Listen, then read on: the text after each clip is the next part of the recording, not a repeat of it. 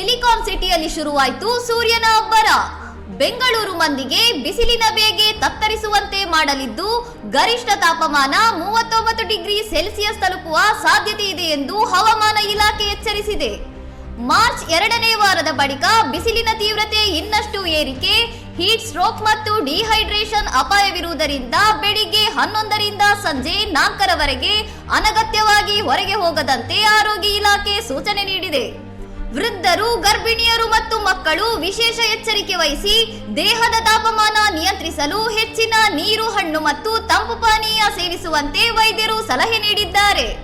ರಾಜ್ಯಾದ್ಯಂತ ಒಣಹವೆಯ ವಾತಾವರಣ ಮುಂದುವರಿಕೆ, ಕರಾವಳಿ ಮತ್ತು ಉತ್ತರ ಒಳನಾಡಿನ ಜಿಲ್ಲೆಗಳಲ್ಲಿ ಬಿಸಿಲಿನ ತಾಪ ಹೆಚ್ಚಾಗಲಿದ್ದು ಮಳೆಯ ಮುನ್ಸೂಚನೆ ಇಲ್ಲದೆ ಒಣಹವೆ ಆವರಿಸಲಿದೆ. ಒಟ್ಟಿನಲ್ಲಿ ಈ ವರ್ಷ ಬೆಂಗಳೂರಿಗೆ ಕಠಿಣ ಬೇಸಿಗೆ ಎದುರಾಗುವುದು ಗ್ಯಾರಂಟಿ. ಸುಡುವ ಬಿಸಿಲಿನಿಂದ ಪಾರಾಗಲು ಫ್ಯಾನ್ ಮತ್ತು ಏರ್ ಕೂಲರ್ಗಳ ಮೊರೆ ಹೋಗುತ್ತಿರುವ ಜನತೆ ಈಗಿನಿಂದಲೇ ಸಜ್ಜಾಗುತ್ತಿದ್ದಾರೆ. ಇನ್ನಷ್ಟು ಸುದ್ದಿಗಳಿಗಾಗಿ ನೋಡ್ತಾ ಇರಿ ಸೌರಂ ಟಿವಿ.